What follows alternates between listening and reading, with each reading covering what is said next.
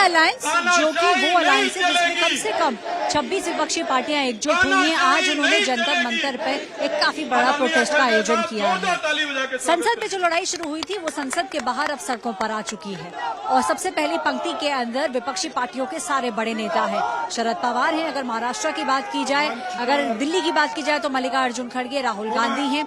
अगर बात की जाए कि और कौन कौन से नेता हैं तो फिर और जो पार्टियां हैं वो सबके बड़े बड़े नेता भी यहाँ पर मौजूद हैं। राहुल गांधी हो, शरद पवार हो, सीताराम हो, तो ये सभी लोग एकजुट हो चुके हैं। इसका मतलब क्या? इसका मतलब ये है कि कहीं ना कहीं जिस तरीके से 140 से ज्यादा सांसदों को निलंबित किया गया, एक मुद्दा वो है, दूसरा मुद्दा है बेरोजगारी।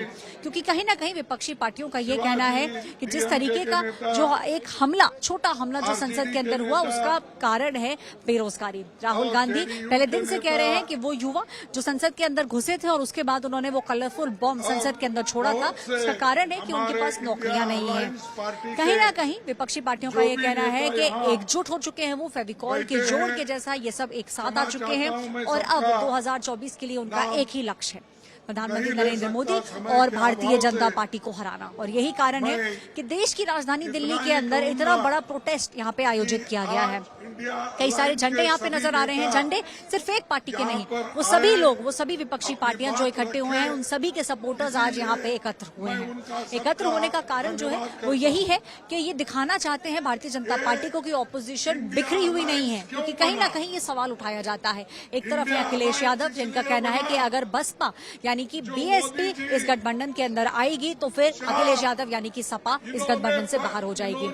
मायावती ने कुछ ही समय के अंदर प्रेस कॉन्फ्रेंस की और ये स्पष्ट कर दिया कि जिस तरीके से अखिलेश यादव उनके बारे में और उनकी पार्टी के बारे में बात कर रहे हैं, उन्हें वो बात पसंद नहीं आई। तो कहीं ना कहीं मनमुटाव है, वो चीज स्पष्ट है कि मनमुटाव है, लेकिन फिर भी कोशिश ये की जा रही है कि जो बड़े दिग्गज नेता है, चाहे वो डी राजा हो या फिर शरद पवार हो, ये सब एक मंच पर आए ताकि बड़े नेताओं के साथ साथ ये जो एक गठबंधन, ये जो एक सोशल इंजीनियरिंग करने की कोशिश विपक्षी पार्टियां कर रही हैं, ये कहीं ना कहीं सफल हो जाए।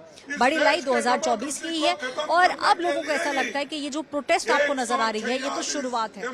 अब लड़ाई है भारतीय जनता पार्टी बनाम इंडिया ब्लॉक यानी कि India alliance. Bharatiya Janata party का ये कहना है कि इंडिया अलायंस 2024 के चुनाव तक एकजुट रह ही नहीं पाएगा, इनमें आपस में ही इतनी लड़ाइयां होंगी। बात करें आम आदमी पार्टी की तो वो भी कहीं ना कहीं एक ग्रीन झंडी दे चुके हैं, सिग्नल दे चुके हैं, लेकिन कुछ राज्य जो है वहां पर पेच अभी भी फंसा है। टीएमसी वर्सेस कांग्रेस हो जाता है अगर हम बात करें वेस्ट बंगाल की। दिल्ली की अगर बात करें और पंजाब की बात करें तो आम आदमी पार्टी बनाम कांग्रेस पार्टी हो जाता है। क्या कोई ऐसा फॉर्मूला ये लोग लेके आ पाएंगे? उद्धव ठाकरे भी कुछ दिन पहले दिल्ली के अंदर थे, जो मीटिंग हुई उसके अंदर ममता बनर्जी भी शामिल थी। तो कहीं ना कहीं कोशिश यही की जा रही है, जितने बड़े नेता हैं, कि एक मत बनाया जाए और सीट शेयरिंग को लेकर जो है जल्द से जल्द कार्रवाई चालू कर दी जाए, क्योंकि अब 2024 का चुनाव ज्यादा दूर नहीं है।